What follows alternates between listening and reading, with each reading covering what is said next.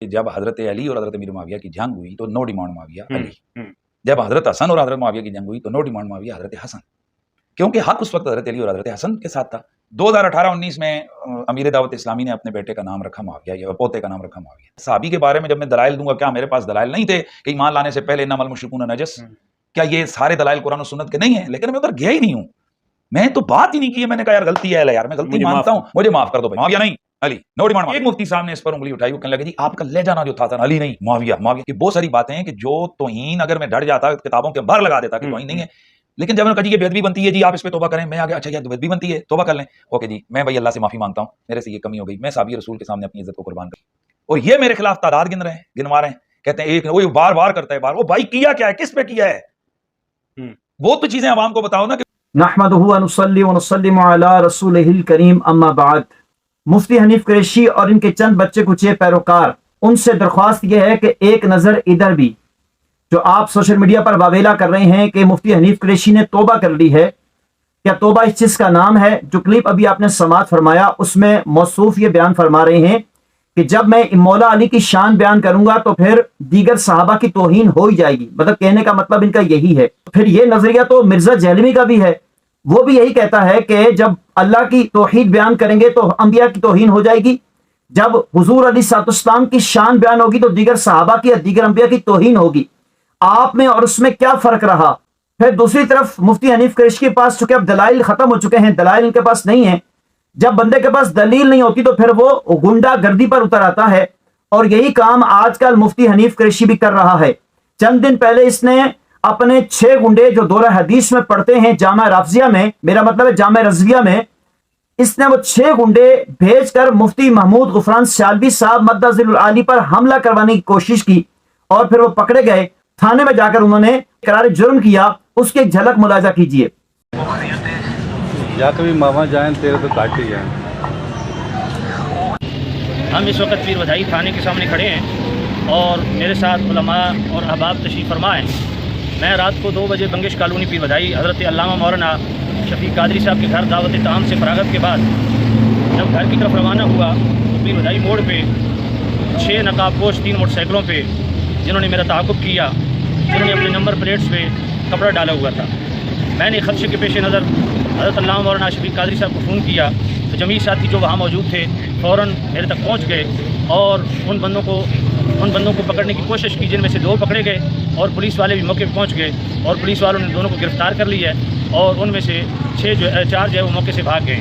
ابھی الحمدللہ ہم پیر ودائی تھانے سے فارغ ہو گئے ہیں اور درخواست دے دی ہے، اور تمام ریاستی اداروں سے ہماری گزارش ہے کہ اس طرح کے دہشت گردوں کو کلا کما کیا جائے، اور مذہبی منافرت کے پیش نظر اس طرح کے اقدام اٹھانے والے، اس طرح کے ٹارگٹ کلرز لوگ، ان کو فوراً جو ہے وہ کیفر کردار تک پہنچایا جائے۔ جو گرفتار ہیں ان کے ساتھ آئینی ہاتھوں سے نپٹا جائے، اور جو فرار ہیں ان کو فوراً گرفتار کر کے قرار واقعی سزا دی جائے اور قانون کے مطابق ان کے خلاف کارروائی کی جائے۔ آپ نے جھلک ملاحظہ کی جس میں یہ 4 گنڈے بیٹھے ہیں جو جامع رافضیہ میں زیر تعلیم ہے، اور مفتی حنیف قریشی انہیں ان کاموں کے لیے بھی استعمال کرتا ہے، یعنی جس عالم سے اس کی دشمنی ہوتی ہے، دلیل سے بات یہ کر نہیں سکتا تو یہ کیا کرتا ہے کہ ان کو بھیج کر تشدد کرواتا ہے۔ اور یہ ایک عالم دین نہیں ہے، مفتی محمود غفران سیالوی صاحب یہ ایک عالم دین نہیں ہے، ایسے متعدد علماء ہیں جس پر حنیف قریشی نے تشدد کروایا ہے اور فونے کر کے دھمکیاں دی ہیں اور انہیں خاموش رہنے کے لیے کہا ہے۔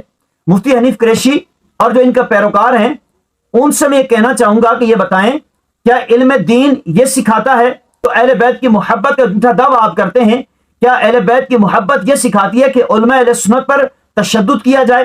ایک طرف آپ کہتے ہیں میں نے مدینہ منورہ میں بیٹھ کر توبہ کر لی ہے، توبہ اس چیز کا نام ہے کہ علماء پر ہاتھ اٹھایا جائے۔ آپ کو نہیں پتہ کہ عالم دین کی کیا عزت ہے، کیا عظمت ہے، کیا مرتبہ ہے؟ آپ کے خلاف ایک بیان دے دو تو آپ سوشل میڈیا پر چیخنا شروع کر دیتے ہیں اور واویلا مچا دیتے ہیں، بے بنیاد الزام کے ڈھیر لگا دیتے ہیں۔ آپ کے پاس کوئی ثبوت آج تک نہیں آیا، صرف سوشل میڈیا پر بیٹھ کر آپ بھونگیاں مارتے ہیں، حقیقت میں آپ کے پاس کچھ بھی نہیں ہے۔ کچھ شرم ہوتی ہے، کچھ حیا ہوتی ہے۔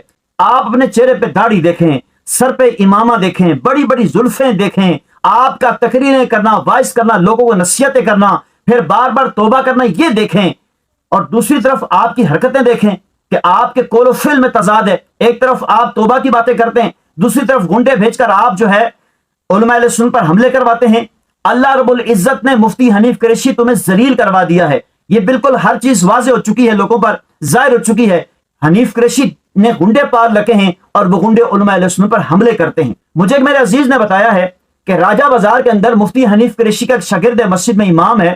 اس مسجد میں وہ تقریر کرتے ہوئے روزانہ کچھ نہ کچھ علماء اہل سنت کے خلاف لوگوں کو ورغلاتا بھڑکاتا ہے. یہاں تک اس نے کہا ہے کہ دعوت اسلامی سے ہم اعلان جنگ کرتے ہیں. حنیف قریشی یہ تمہاری تربیت ہے؟